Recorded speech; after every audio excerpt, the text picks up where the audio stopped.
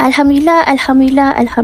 Dulu Fiza ambil masa yang sangat lama nak capai passive income dengan public gold. Tapi mereka sekarang ada yang all out baru 8 bulan dah dapat passive income 4 angka. Ada yang dapat passive income 3 kali ganda melebihi gaji dia sebagai seorang askar. Ada yang terkejut sampai gigil bila dapat tengok duit dekat dalam akaun bank. Kalau cerita dekat luar, mungkin ramai tak boleh nak brain dan tak boleh terima.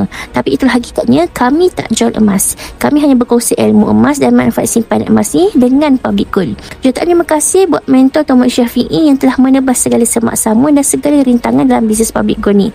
Benarlah kata mentor, kalau ada jalan yang paling murah, paling mudah dan cepat untuk capai financial freedom dekat luar sana, kita boleh cuba. Tapi last sekali, kita akan pilih public gold. Mereka yang Fiza kongsikan ni adalah dealer-dealer di bawah bimbingan Fiza yang baru lagi 3 hingga 4 tahun buat bisnes public gold. Tapi hari ni mereka boleh capai income 4 hingga 5 angka sebulan tanpa pergi kerja pagi ataupun balik malam. So kita kena percaya sebelum berjaya. Kalau mereka boleh, insyaAllah kalian pun boleh. So bagi mereka yang berminat untuk mula explore peluang buat bisnes public gold ataupun nak mula menabung emas dengan public gold, boleh rujuk pin di video Fiza ataupun isi detail dekat beg biru tu untuk Fiza bantu.